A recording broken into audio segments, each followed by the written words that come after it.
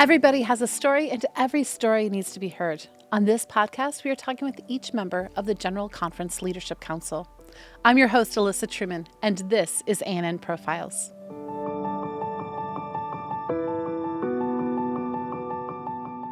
Today, I'm here with Kleyton Feitosa. He is the Global Missions Center's Director. I got that right, correct? You did. I did. Okay. Just making sure. Yes. I don't know why I kept being it's tricked long. up. It is. It's a long title. And I'm just going to say most people have no clue what Global Missions Centers even is. We'd probably be like, so it has something to do with missionaries. And that's what they're probably going to think, but that's not really what it is. You're right. Well, it has a little bit to do with missionaries, but it has more to do with mission to the non-Christian world. It's a special ministry we have here at the General Conference under the Office of Adventist Mission. Okay, so there are 7 centers. 6. Okay. Yes. Why did I think 7? I don't know, because it's a perfect 7 number. is a good number. I'm like, yes. it's a perfect number, so we'll go with that. So let me see if I have them correct, okay? So I'm just going to say where their mission are to, because I don't think I remember all the names. Okay. So we have Jewish faith. Yes. We have postmodern, but I think now we call it post-Christian. Secular post-Christian. Secular post-Christian. Right. So just for everyone listening, we no longer are using the term postmodern. It's post-Christian. And then we have Buddhism, Hinduism, Muslim. Yes. And there's one more. And I don't Think remember. of the cities. Urban. Oh, Mission to the Cities. Urban, yes. Urban. Mission to the cities is under Urban. that. Okay. That one is the urban center. So the urban centers. Yes. Okay. So in these centers, we talk and we develop resources and strategies, training. Yes. So that we know how to effectively talk with people and not to people. Exactly. First, the first mission is to actually inform our members about these world religions because many of them grew up just among Christian friends. And so many of them do not know much about it. And so the first objective, our first mission is to educate people about the world religions, how to mingle with them and how to build friendships. And then once you have the friendship, then you can go the next step and share your faith, share who you are. So we have these 2 missions, if you will. You know, one is to educate. The other one is to how then you share your faith with these different groups. So how are we educating members? I know this isn't your life story, but we're going to get there. But just because I think this is a new area and I want to make sure people understand more about it. We have, even here from the General Conference, we educate people through our magazine, Mission 360, TV shows, Mission Stories. It's a good one. And when we go and travel, all our directors and associate directors, they travel the world. In fact, they are not here at the General Conference. I'm the only one here. Our directors are placed in their context of ministry. They live in Thailand and in Australia and in Europe and, in different parts of the world. And so, but they travel and they go to mainly the sites, the divisions, the territories where we have a large concentration of the people group that they're trying to reach. And so when you go to India, let's say, to speak about how to witness to Hindus, yeah, of course, people, Adventist people, church members who live in India, yeah, they know the culture. They know, 'cause they grew up with Hindus all around. You go to the Middle East, the Adventists there grew up with Muslims. They have Muslim friends. And so for those, it's not as much as, a matter of educating them on what Islam is, what Hinduism is. There's a little bit of that too, because even in those countries, you can grow up in a bubble. It's true. But so there's a little bit of education in there. But for those members who already live in those places, is more education on how to build bridges of understanding. How do you actually witness? How do you share your faith? But if you are in the Western countries, let's say here in the United States, a lot of our members, although have many of these believers, Hindus and Muslims in their neighborhoods, they don't have Muslim friends, they don't have Hindu friends. So for them, yes, it's important to educate, and we do it through different means. And it's very true. So because of COVID, we start to actually get to Yes. know our neighbors a little bit more because, you'd go for walks. And my husband has made friends with our entire neighborhood. He knows even their pets' names. I am not nearly as good at this. But we actually had dinner recently with two Muslim neighbors. Two couples, two different couples. There were 6 of us in total. And it was my first time. So we really eating dinner with someone who was not a Christian. So I've eaten with Christians and atheists and stuff, but someone with a faith that was different than ours completely. That was a very interesting experience, and we were very open. It was a beautiful Yes. conversation that we all had with each other, and we're going to do it again. So I'm And if excited it about was it. over, lunch or dinner, food, it's even better. It was That's over a dinner food. very strong sign of friendship that you are open to, become friends with them. Yeah, so I did find out that I was supposed to eat everything on my plate. I did struggle with that slightly because they served me the one thing I have a gag reflex to. Oh, And I so really, they really- invited you then? They invited us Oh, into okay. their home. That's nice. My husband and they've just been talking for a long time, and they decided it was time to bring all the families together. So it was a very fun evening together. So random story there.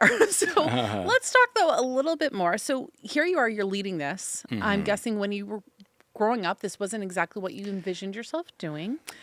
So I would love to find out what you had envisioned yourself doing. Okay. But before we get there, let's talk a little bit about your childhood. Tell me a little bit about like your mother, father, where were you born and raised? Tell us a Okay. little bit about that area. I had godly parents. My father is deceased now. My mom's still alive. My father was a pastor in the Adventist church, so I'm what we call it a PK, a pastor's kid. And I have 3 brothers, so large family. And in those days, they moved pastors every 3-4 years. Now, where were you?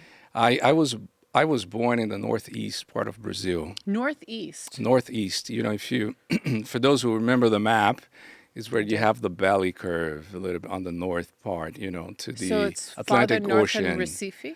Recife, that's the city. Is it really? Amazing! Of all the cities in Brazil, you picked the one I was born in. Well, it's the only one I know up there. Why did you pick Recife? 2 reasons. My boss, Williams Costa Jr., that's where he yes. was raised. That's And right. he said it one time. Okay. And then when I was traveling over to Africa recently, it was the one city on the map that kept showing up for all of Brazil. So like it didn't even show like Sao Paulo or like Brasilia. It kept showing Recife. So I was like, it kind of got stuck in my head. It's So- a coast city. Yes. Most of our big cities are on the coast, and beautiful, sunny most of the time, good weather, beaches. And so I grew up, not grew up, I'm sorry. I was born there, but when I was 2, the church moved my dad to a different state, but just a little bit south of Pernambuco. That's the state, but the same region. And so we moved there, and we lived there for 5 years. And then we moved to another state, and then to another state, another state, another state. Just recently, and I'm talking about a few months ago, I could say that I've been in the same place for at least 6 years. Because I just recently, a few months ago, the longest I had stayed anywhere in the world was 5 years.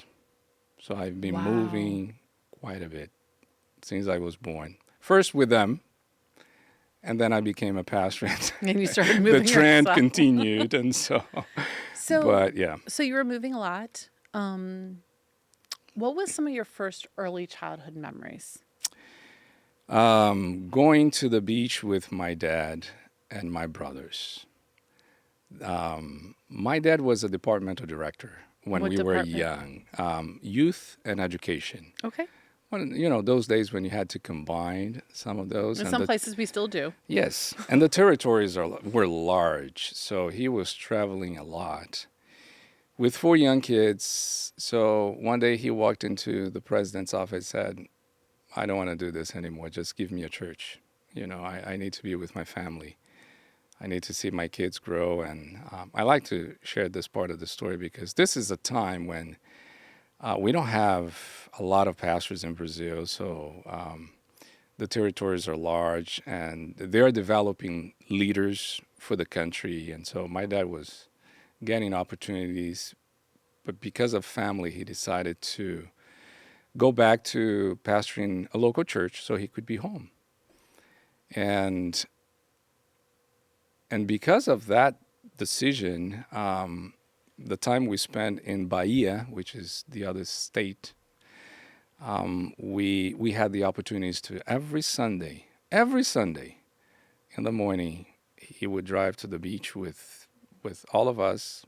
Sometimes my mom would come, sometimes she would just stay home, and we would just spend the day playing together in the water and just relaxing, just having family time. And I really treasure that part of my childhood. I think the relationship that we have with our fathers is so important and really cannot be underestimated, in my opinion. I love the fact that he truly put family first, because he probably could have risen through the ranks, Yes. and he realized that the most important thing he really had were his children. And it doesn't mean that everyone needs to give up and do these things, but for You're him, right. he knew that for him, this is what he needed to do, and that Yes. he was willing to act on that. It's actually a very beautiful testimony of his love for you. It was your important siblings. for him. He wanted to have those memories too. Sometimes we do it for the children. Oh, they need us and all of that. So I grew up with that beautiful memory of my dad spending time with us and putting family first. But knowing my dad, I know it was important for him too. He really enjoyed it. He was missing it when he wasn't with us. Another thing we did often, it was playing board games. I grew up playing board games. Okay. I know the generation has video games, but board games was a big thing. Do you still like board We games? do, yes. What's All your our favorite board game? brothers. Oh, I that's hard. It's like asking what's your favorite Bible verse. You can give me I have give so me a many. few favorites. 7 Wonders, Okay. Ticket to Ride. Yep. Do you know them? I do. Oh, okay. I think Seven Wonders was the Spiel des Jahres winner, wasn't it? Which is like a prestigious gaming award. It is. I Yes. we're board game people here. Yeah, that's so. right. So we grew up, and my mom didn't want us to, go out too much, and that kind of trying to keep us home, and because we were 4, so we had wonderful game nights. Saturday night was board game night, and we would just spend hours and hours playing. My dad loved domino too, and play at a very high level. It's not just putting Little number. numbers with number, 5 with 5. There is, I don't know how There's much a you whole know about. strategy yes. to it, and there's different variations of how you can play That's the right. game. So I grew up watching my dad play dominoes with his brother, twin brother, and his father and cousin, and they played at such a high level. That was very interesting to watch. And so spent hours and hours just standing next to him, just watching and learning. And so we learned how to play dominoes. So that's another big one for our family. I grew up in very highly competitive families, both my mom's side and my dad's side. So they had like 7 and 10 siblings each, kind of a thing. And I remember playing this card game where you'd collect. It's called Pit. You'd collect different like grains or something like that, and you'd have to grab a spoon from the middle of the table if you had collected a whole set of them. And I do remember blood at times, just from everyone going for the spoon. So yes, there's game playing and there's game playing. Yeah, I'm from that tribe too. Yeah, very competitive, no matter what you're playing. So, since you were raised in a Adventist family, did you attend like Adventist schools? Were you able to do Yes, only Adventist schools. Several of the because of that? Because of the moving. But yes, that was very important for my parents that we that we attended Adventist schools. And I was blessed to be always in places where there was a school available, more than one. And so, yes, from kindergarten all the way to doctoral degrees, All of it's all been of it. Adventist. Yes. So, what would you say is one of your favorite elementary memories? School memories? Yes. Elementary. Oh, that is such a tough question, especially because I had three different. You can give us more than one if you need to. Not memories, three different places, Yeah, know. no, I And so know. If you want moving, one memory from and that's each when you place. mess up your memory, when when you're not in one place. Like my wife, she grew up in one place, so she has history lined up really well, times and all of that. Mine is all messed up. You're like, I don't remember. At some point at some school I did this. Yeah. An interesting one is in one of the schools, in one of the cities we lived, my older brother, because I'm number two, so my older brother and I, we went to school together and we took the bus. It was a school bus. And we went by the airport. So in Brazil, you have the two shifts, morning and afternoon. So because of, I remember the reason why, but elementary was in the afternoon. So we went to school around noon. And every single day, going by the airport, there is an airplane just landing, and it was quite a show.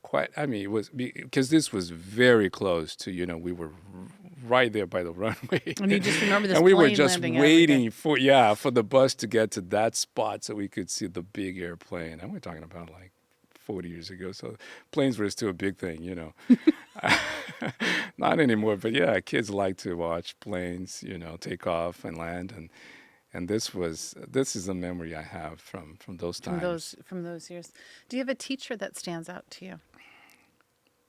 Since you had multiple teachers you can pick from. To be honest, no, No?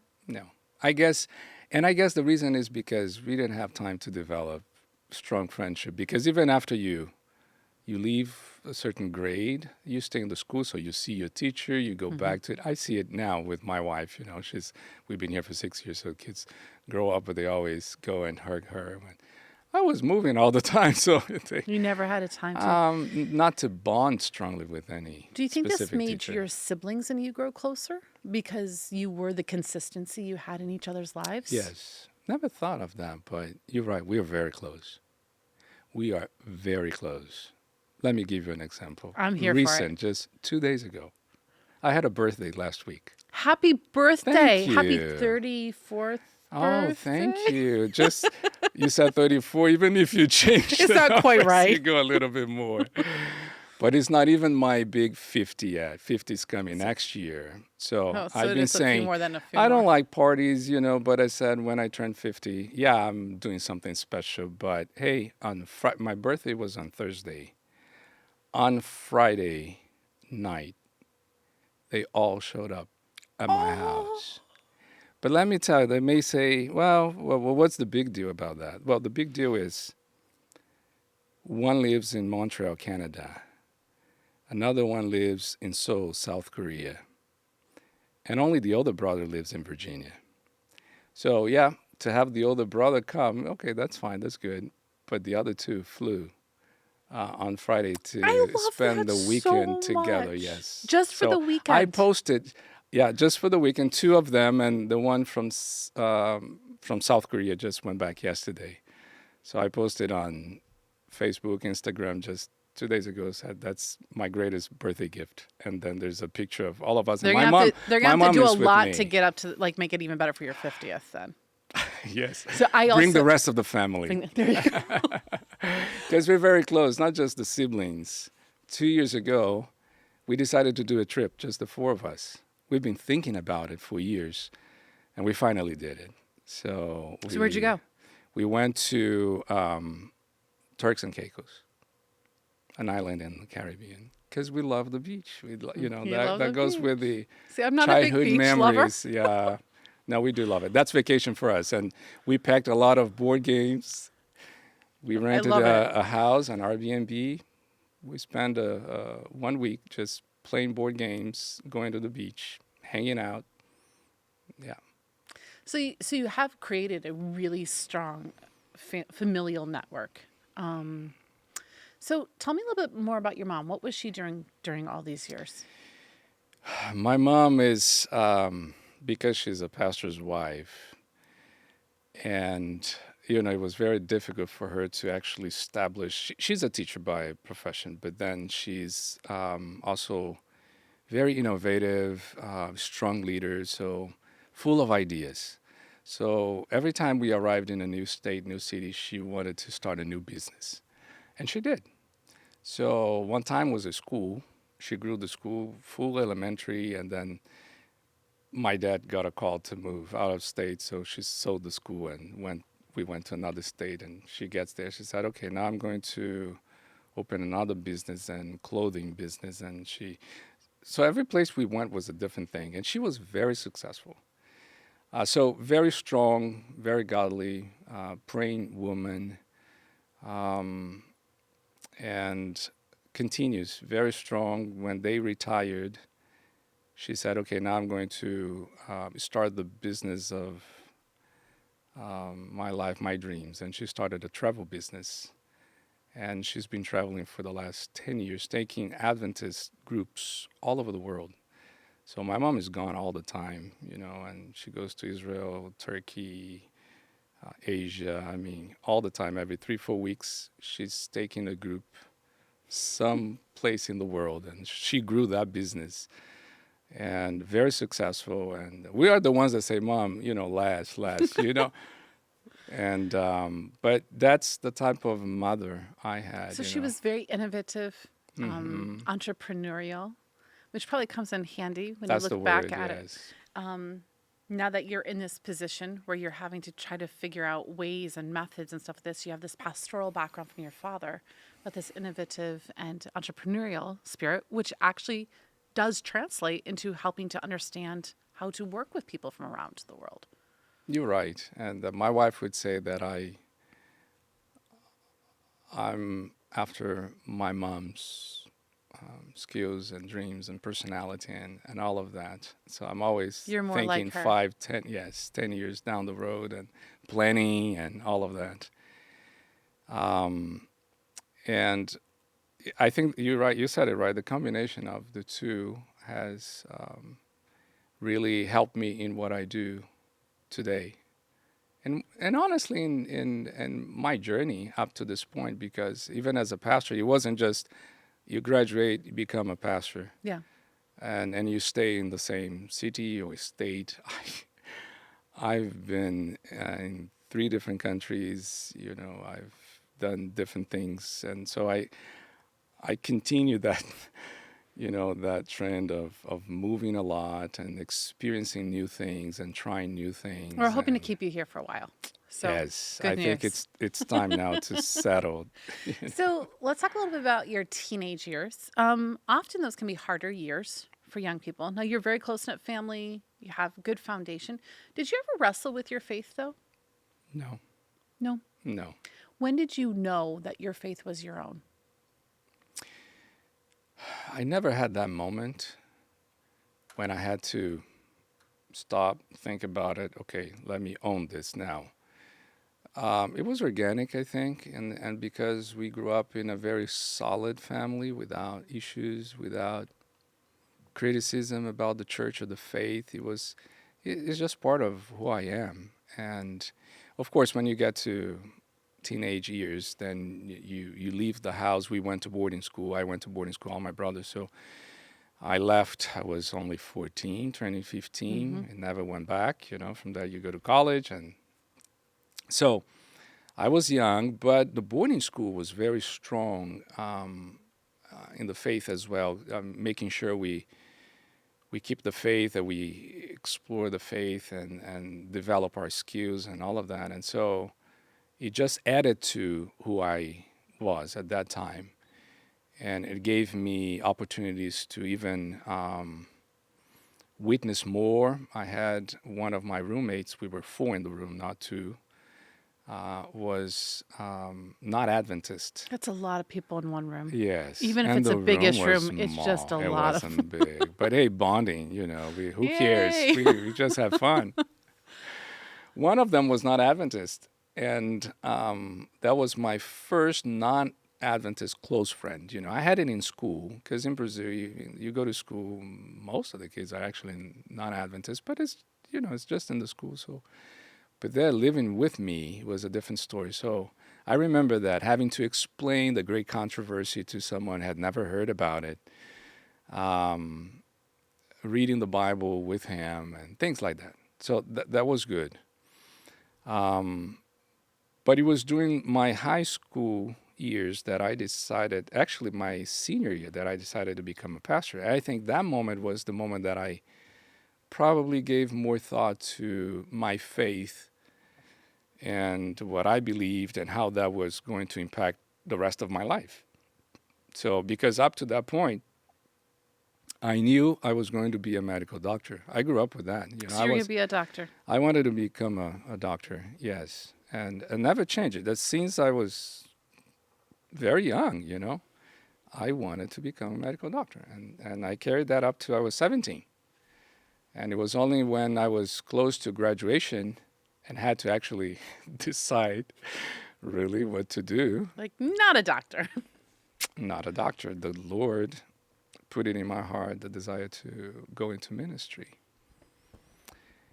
And it was to actually be a missionary. It wasn't to... So it wasn't just to be No. It wasn't like, be a church pastor and move yeah. around like your father did. It's like, go, be a missionary and move Yes. around a lot of places. Cross-cultural ministry. Wow. That So specifically at 18 that. years old, you Yes. felt compelled that you were supposed to be in Yeah. cross-cultural And I tell you how that happened. It was the summer break, not the winter break. So I had 6 more months of school before graduation. And it was camp meeting time, and I was just chilling at home, and I read a book. It was Mission to the Pacific. I don't know what the English title would be, but the translation would Mission to the Pacific. It was about a missionary family in Papua New Guinea. They had left the States, going to Papua New Guinea to do missionary work. Powerful book, powerful stories, fascinating. And God used that book to speak to me. When I finished reading the book, that's when I made a decision to be a missionary. That's a story for publishing ministry right there. Yes. Now, I didn't know that doctors could be missionaries too. Teachers can be missionaries. There's so many things you could have done, but no, you had to be a pastor then. At that point, I thought I have to become a pastor, do theology, learn English, and then become a missionary. So that was my thought at 17 years old. And that's what I did. So, I want to talk about this a little bit because I was raised on reading mission stories. Yeah. I still remember them. Like they're etched into my mind. I even remember in our Adventist schools, we would have this period right after lunch where our teacher would read to us for like 15, 20 minutes and we could color or do whatever. Mm-hmm. And she would read mission stories. Do you feel there is a lack today of those same kind of stories, that our young people don't have this treasure trove to really kind of pull from, to be able to think, I want to be a missionary? I think the lack is of family time. I watch my boys, and so I'm a father. I have 2 boys. They are teenagers, 18, 17. So what happens, in my opinion, is there's a lot of distractions with screens and different things compared to the time when I grew up and we were looking for things to do actually in the afternoon, and we spent time together, and there were books, there's a book here, mm-hmm. and no other thing on the screen to distract you from even reading a book on the screen. And so to be busy, just to have something to do, we would look for books to read and spend time talking about these things. I think today we don't have enough family time. Parents spending time with kids or encouraging them to actually read the books. We have the stories. We still have the stories.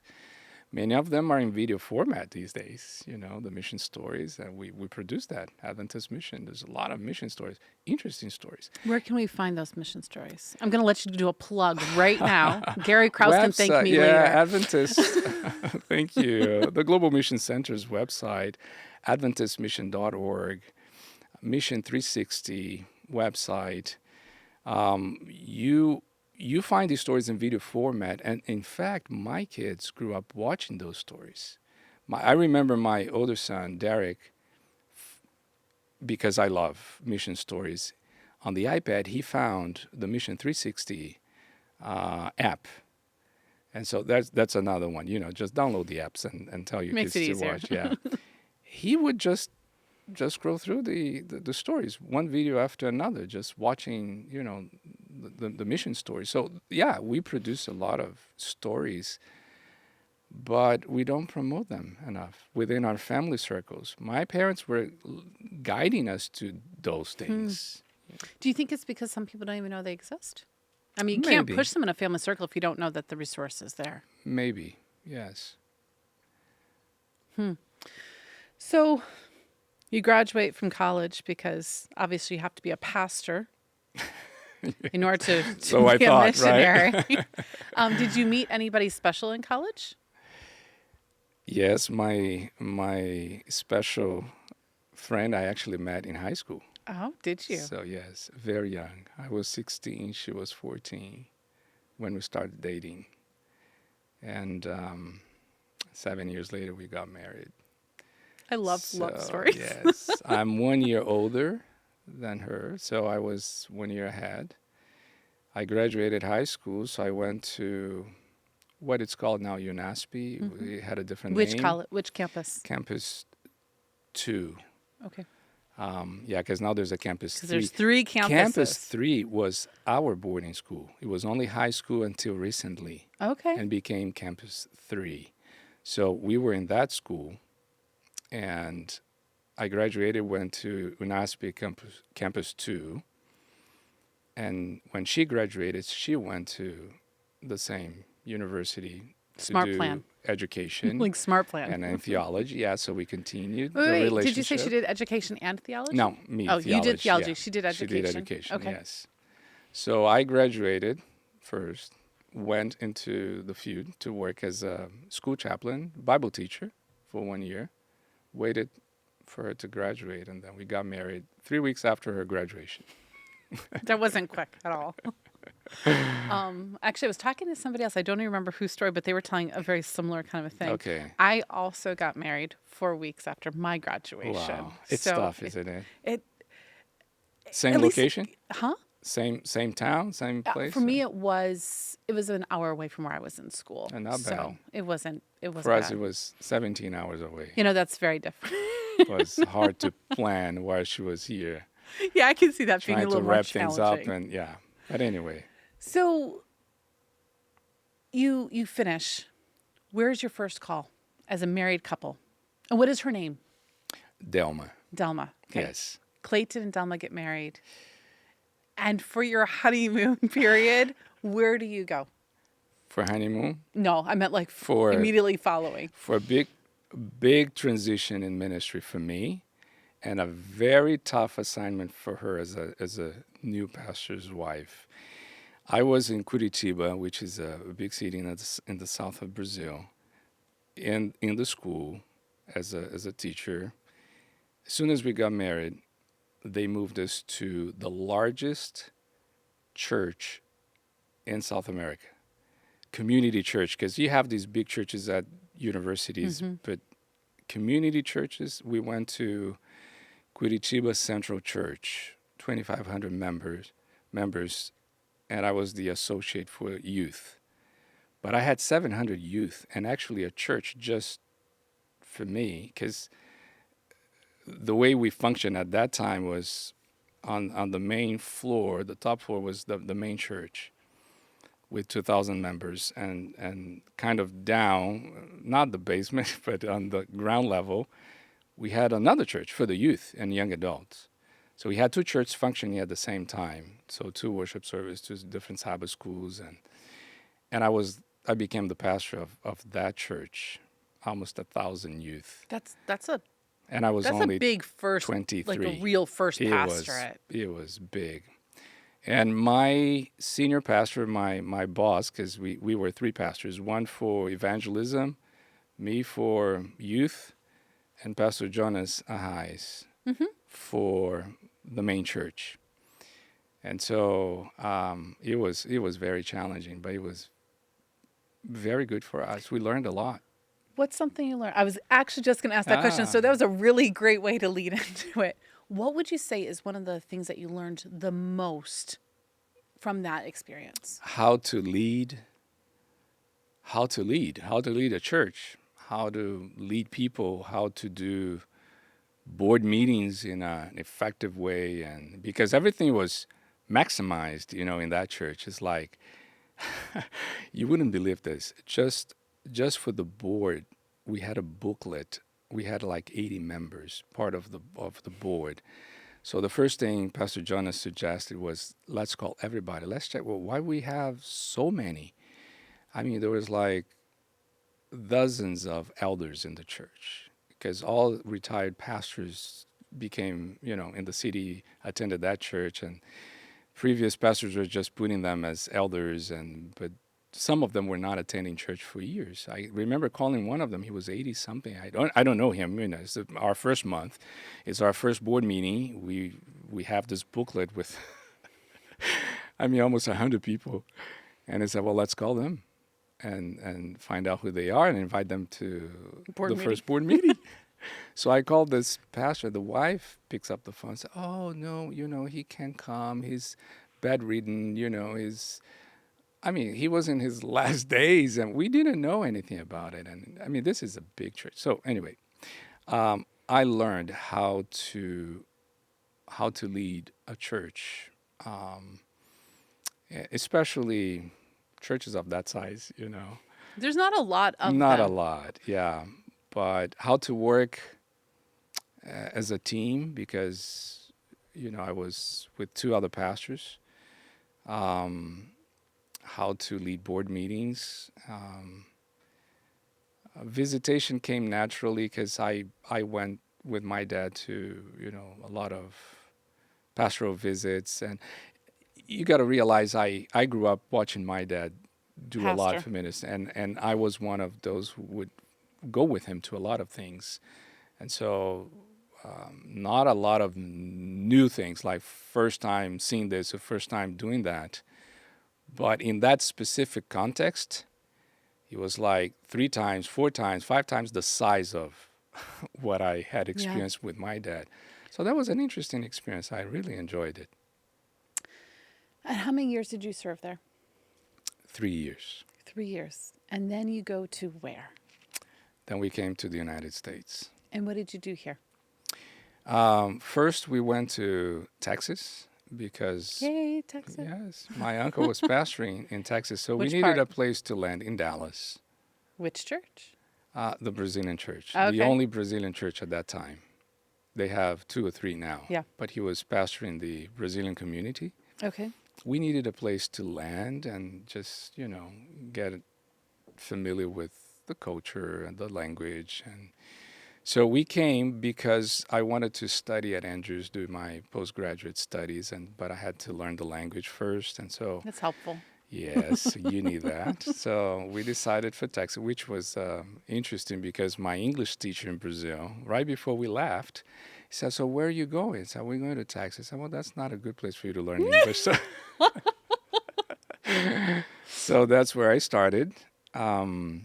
So we stayed in Dallas for a year. And then we moved to Bering Springs after that to study at Andrews. So I have to ask, what was your biggest going to Andrews, coming to America? Because this is your first time kind of really out of the Brazilian Yes. bubble. We'll call it your bubble. What was it like coming to this whole new culture, going to school? Because you have 1 year of English. I'm sure you have some background in English as well. Yes. But What's it like to go to a school? I mean, like everything's in that language. Everything is so different. What was that like for you? Not a big deal for me because I'm used to Moving. moving. So that part was very easy. Oh, you're going to another. Okay, it's a different country, it's a different language, but to me it was just, oh, it's a new place, and I'm used to new places. And Brazil is big. It is very So if big. you go from the north to the south, you got to learn a lot of new words, and the accent is very different. The culture is very different. So I have experienced all different cultures in Brazil. So I'm used to relating to people who use different words, think differently, those kinds of things. And so, of course, now it's maximized because this is the United States now. But it was exciting for me. I always wanted to come here to learn English and go to Andrews. And so I'm not looking at the challenges. I'm just excited. And that's the type of person I am. I like challenges. I'm I like notating new that. things. And so let's go for it. It was different for my wife, though. For her, it's a big change. But she knew that this was very important for me. This is the dream of my life. And so let's go. And we didn't have kids, so that made it easy. It was just the two of us. Um, the challenge was finances. You come here as an international student, you can't get any loans. Scholarships are very limited, and education is very expensive. So All true. that was the big deal. That was what was in my mind the whole time. I need to provide for my wife. I need to raise funds to go to Andrews. I'm limited on the number of hours I can work because, there are rules you have to respect. You're on a student visa. And so all that protocol and all that. So that part is challenging for anyone who comes here. And it was challenging for me too. So that part, it didn't matter how many times I had moved in Brazil or accustomed to different cultures and different situations. The finances was a big thing. Were there any times where you saw like God work in a miraculous way to kind of help take care of that financial Absolutely, situation? absolutely. I remember one time. This is fast forward. We are at Andrews now. Mm-hmm. Excuse me. And I actually opted to do the MA, not the MDiv, because I was an ordained minister when I came to Andrews. So the MDiv is more to prepare workers for the ministry, and I wanted to do my PhD in mission studies, and so they advised me to do the MA in missions, and I thought that was a good idea. More academic, but it's a lot more expensive. A lot more expensive. So we spent all the money we had, and we have to pay the bills, and we're wondering where the money is going to come. So I go to the mailbox one day, and I pick up our mail, and I sort through the mail, and there's a check. And I open the check. There's a decent amount of money, and I don't know who sent it. I was never the one to advertise our needs and to say that we were, short on funds, but somebody somewhere knew Addressed that, to your name.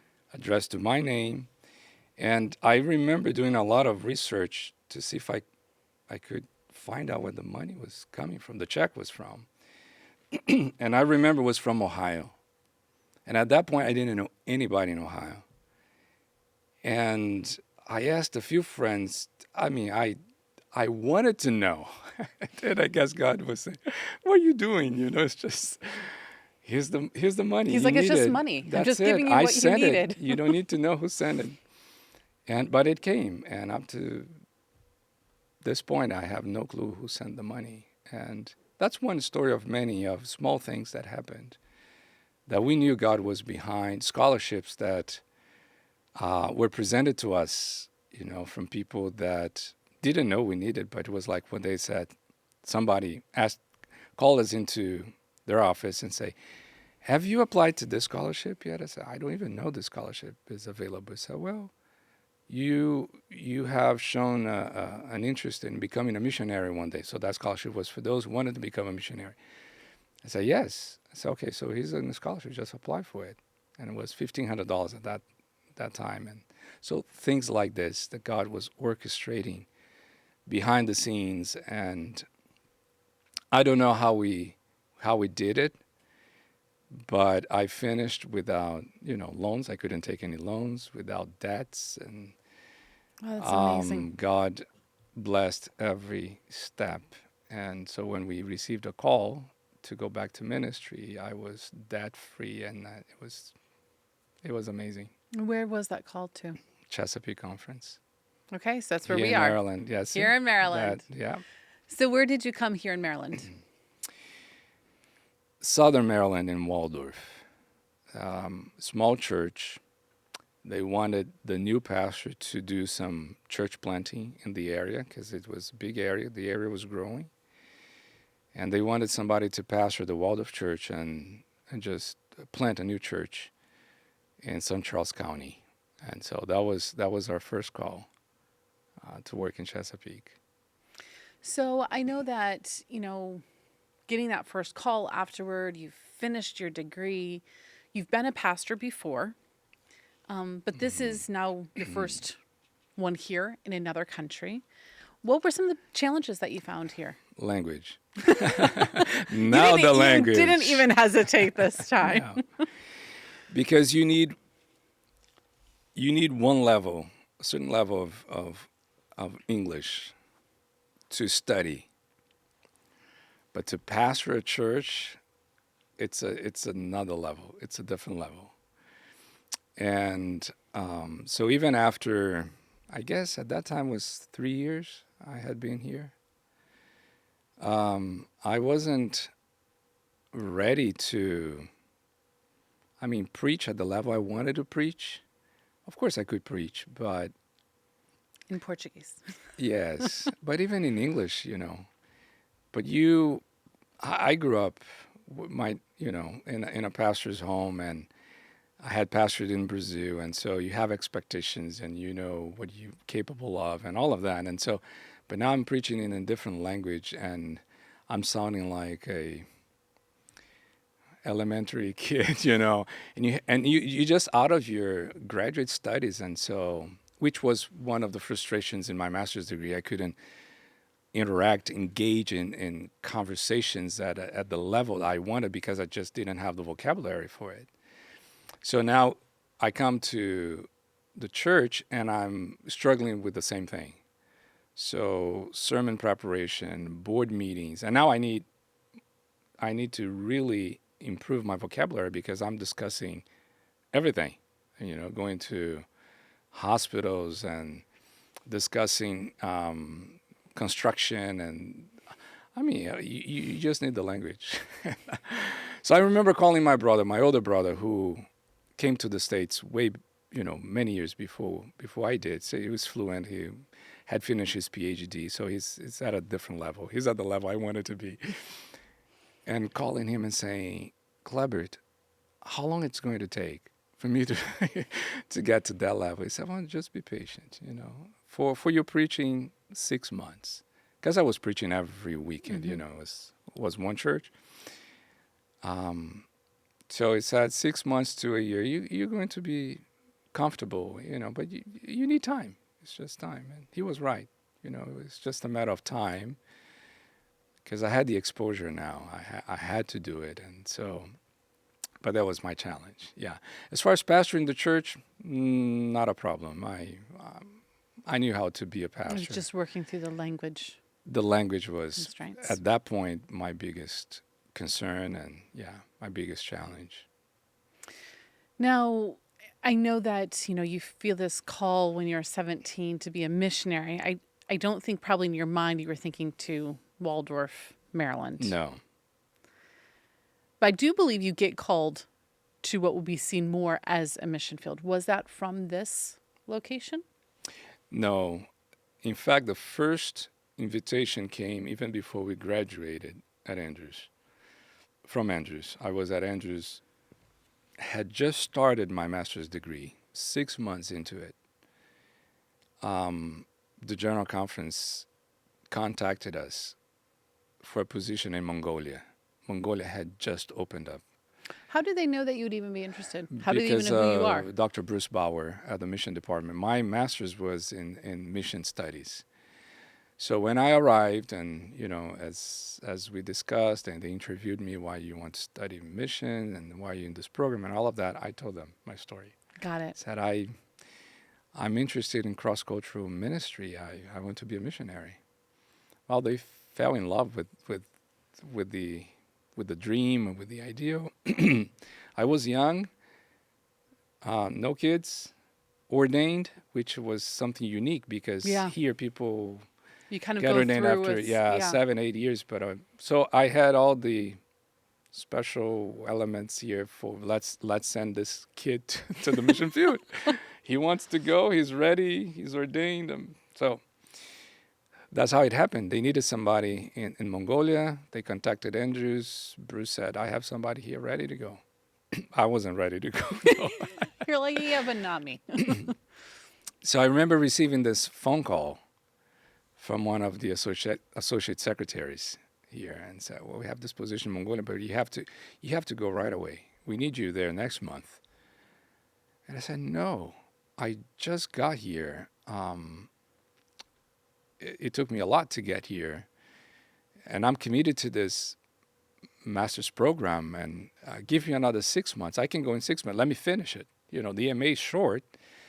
I can be done by May or July, whatever, and then I'll go. They said, well, no, we actually need somebody right away. I said, okay. So in that case, I'll stay here.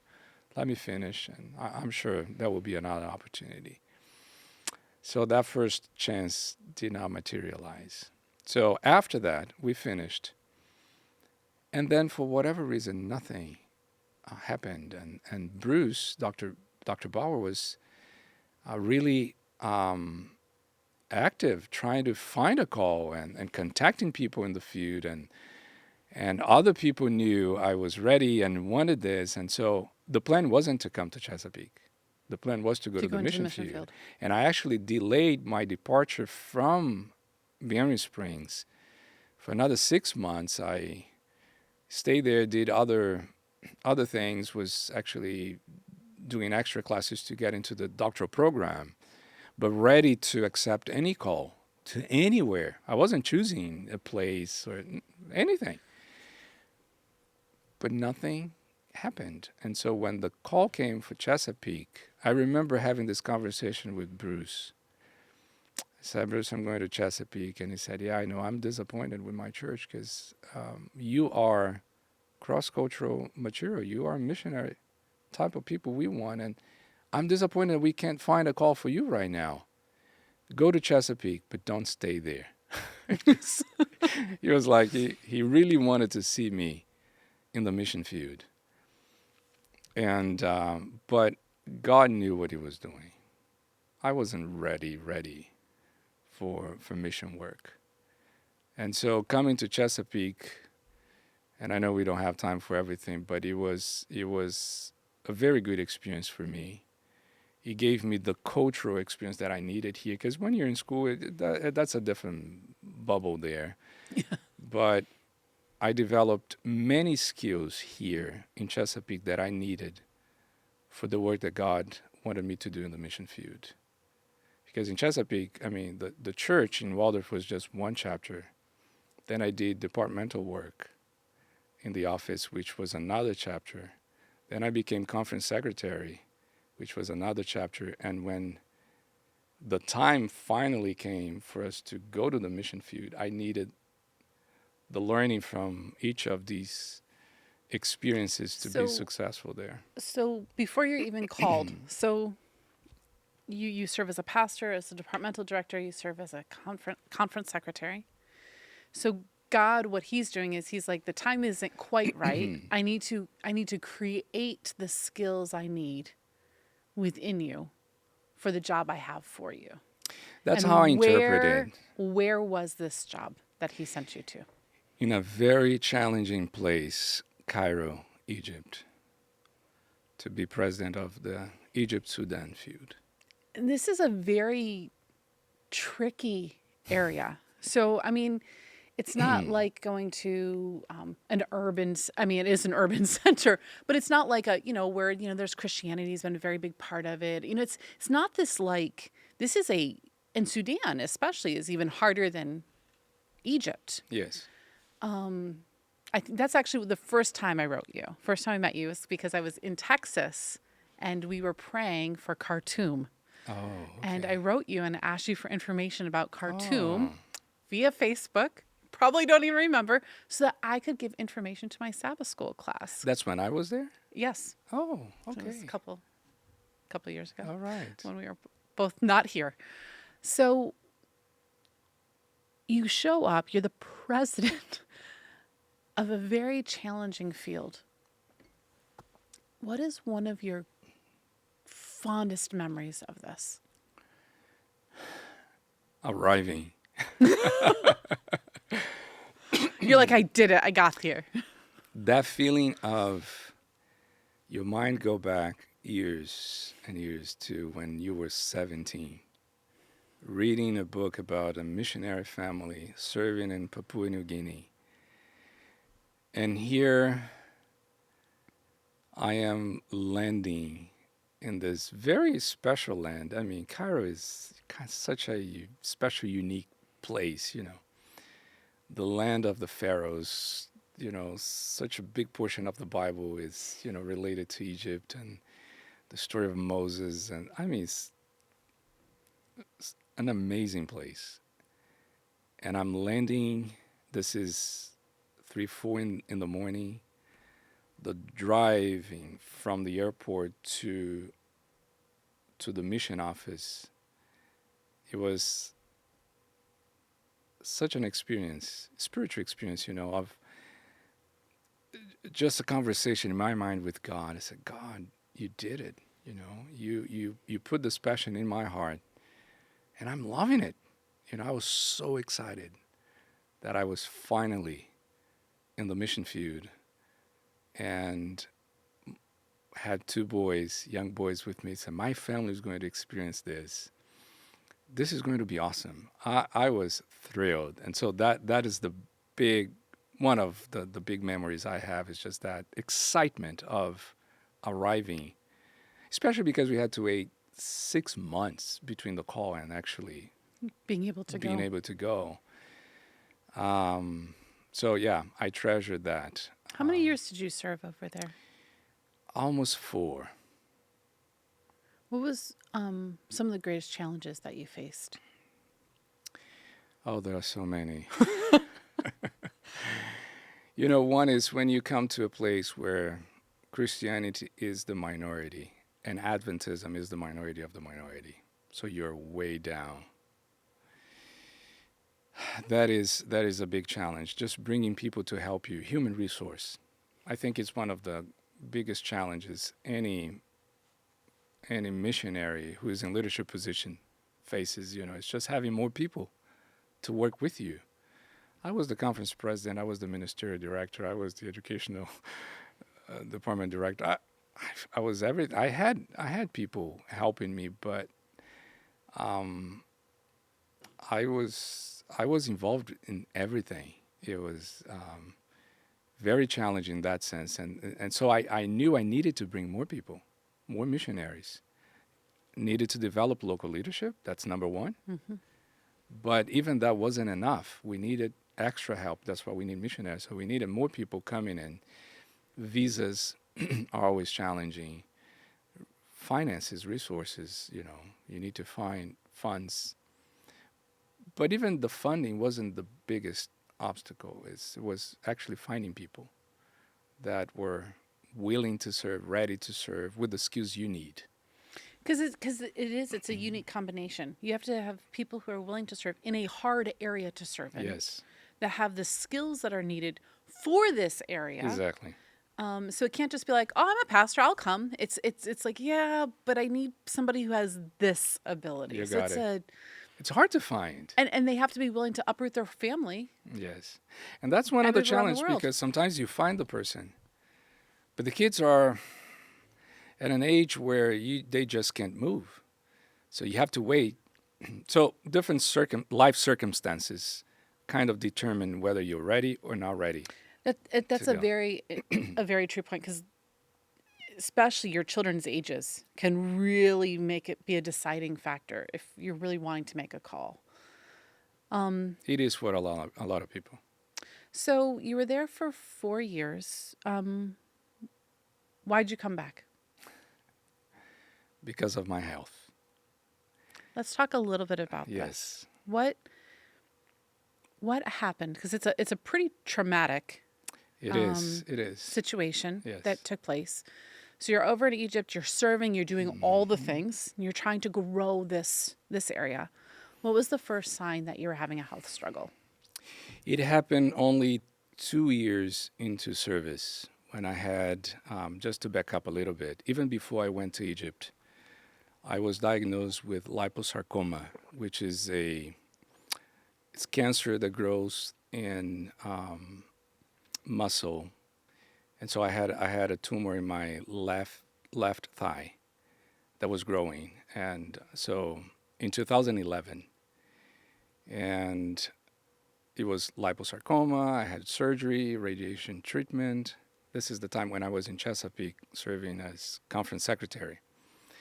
The call to Egypt came 2 years later, and I was in remission. I thought I was fine. Cancer is gone. So we decided to go.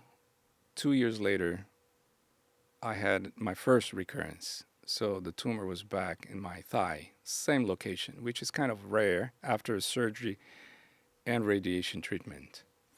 So just going through my routine exams, we detected that there was a recurrence. So we decided to fly back to the States, back to my doctors, and had surgery and decided to go back to the mission field. Another year and a half later, another recurrence. And things were just getting worse. Every recurrence was like a sign of this is not getting better, this is getting worse. So in June of 2017, this is almost 4 years into service, I had this second recurrence. And after surgery, my surgeon said, Kleyton, we did remove everything we saw, but I expect that this is going to come back in a few months. And if it comes back, we will probably have to amputate your leg. There's no more surgery available here to save your leg. And so we processed that information, and that's when we decided that it was best to come back. Because if at 3 months later or so we see cancer again, I was already back home, and I could prepare better for the type of surgery that I knew it was coming. So it was the most difficult decision of my life. And you asked, okay, what is the greatest memory you have, the best memory you have? And I told you it was arriving in the mission field. The most difficult one and the saddest one I have so far is leaving the mission field. I remember just crying for hours in the airplane. Just going through, the cards, the notes, it was very challenging for the field because, okay, they see me come here for another surgery, but they know he's going to come back. I mean, he came back the first time. And I told them, I'm going to come back. I belong here. And I could not understand why God was taking me away from something that I knew was a gift from him. I knew he had prepared me for that. It was like clear as day. I was born for this. And God is giving me this gift, this privilege. I don't own it. It's his. But I knew. I look back and I can see exactly how, step by step, he was preparing me for that. And all of a sudden, it's taken away. I could not understand it. I could not explain it. I had to accept it. And that's what I did. So you land back here in Maryland, correct? And you do end up having your leg amputated, correct? A year late, 9 months later. Yes. So this was we came back in July. So I went back after surgery to say goodbye. So we spent 2 months in the Middle East. So we had time to process that with the local people, have some closure, and then we came back as a family. I was given a church here in Chesapeake, so we came back to Chesapeake to our home in April of the next year. That's when I had the amputation. Very high above the knee. This was not just a small surgery. This was a life-changing experience, life-changing surgery, as they call it.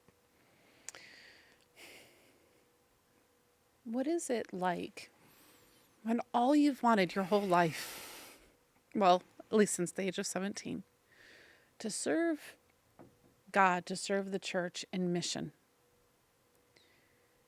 to come back and not to just have to come out of the field, but to also have your life so drastically altered?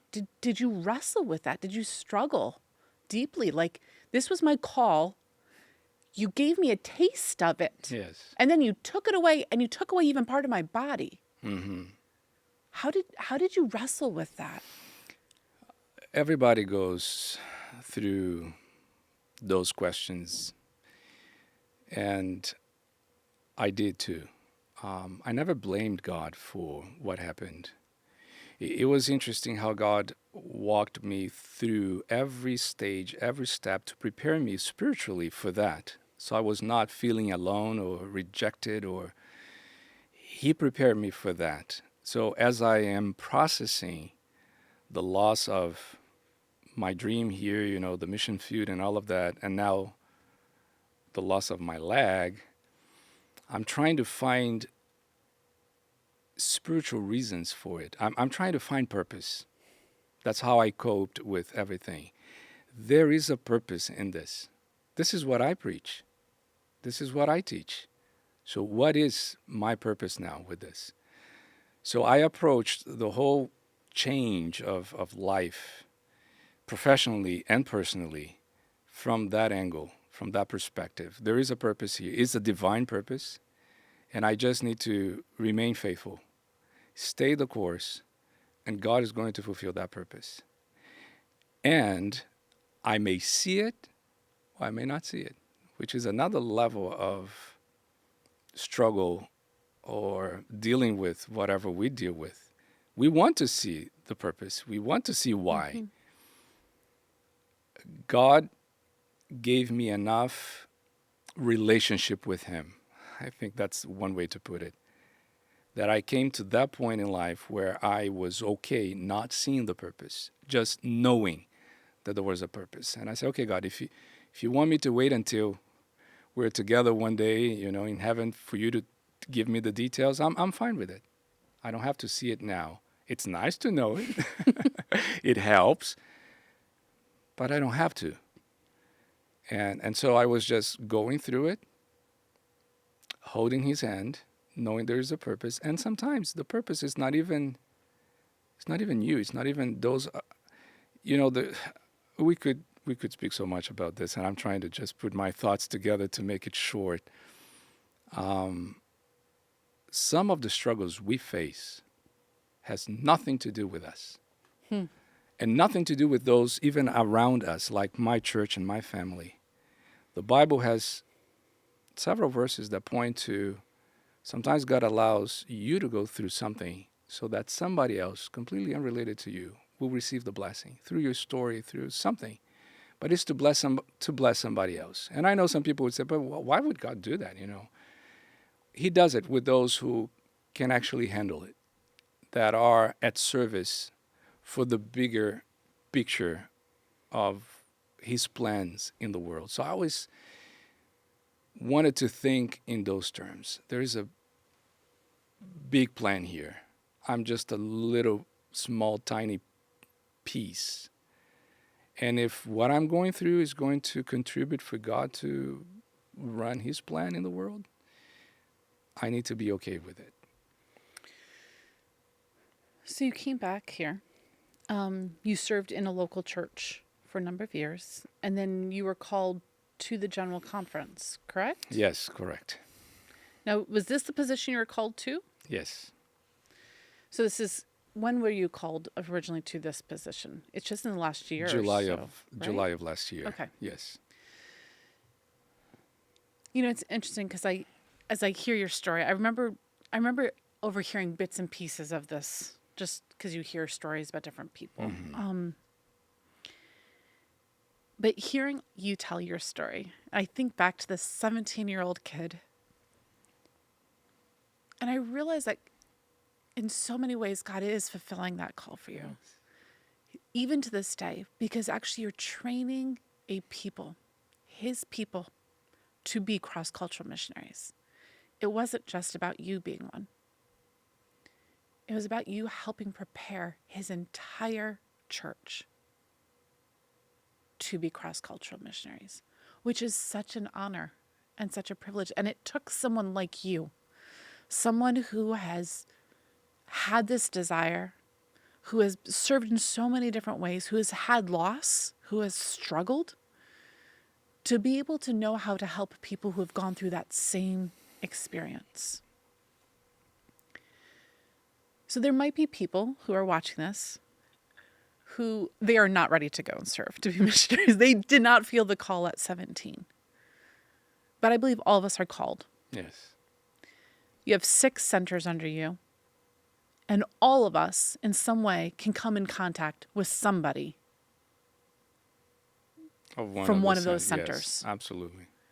Which means every single one of us is a missionary, wherever we may be. It doesn't matter where I am a missionary. Yes. What do you want to say to all of those people? Be faithful. Be willing to serve.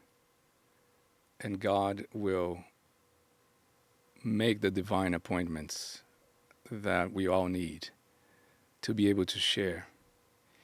We don't pray for those enough. We don't pray for divine appointments enough. I like to say this to everyone. You're right. You don't need to get on a plane and go to a different country to become a missionary.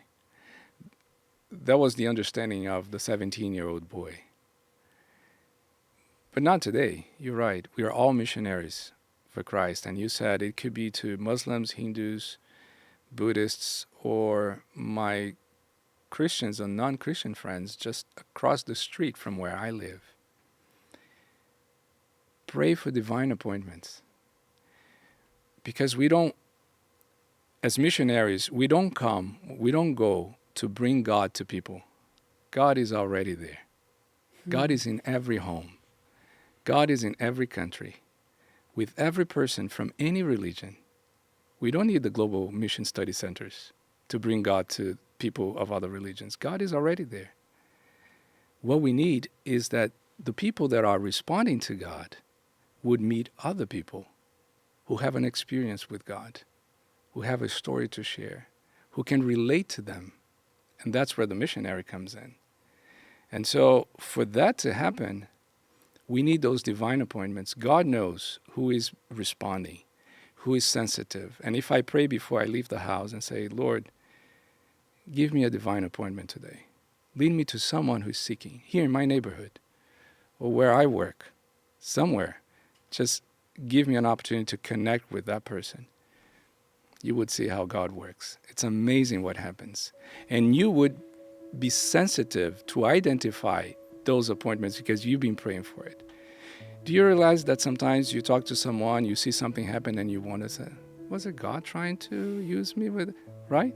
Mm-hmm. If we are praying for it, there's no doubt. You understand when it happens, you know, oh, this is a divine appointment. And then we become more intentional about sharing, about connecting, about trying to find a link that will allow us to witness. That's what I would share, Be faithful, be willing, and ask for divine appointments. I love that. Thank you so much, Kleyton. You're welcome. We hope you enjoyed this episode of A&N Profiles with my special guest, Kleyton Feitosa. If you haven't already, please take a moment to subscribe to this podcast, YouTube channel, wherever it is you're tuning in from today. I don't want you to miss any future episodes. Thank you for spending this time with us, and join us next time as I continue to get to know the life stories of more inspiring people.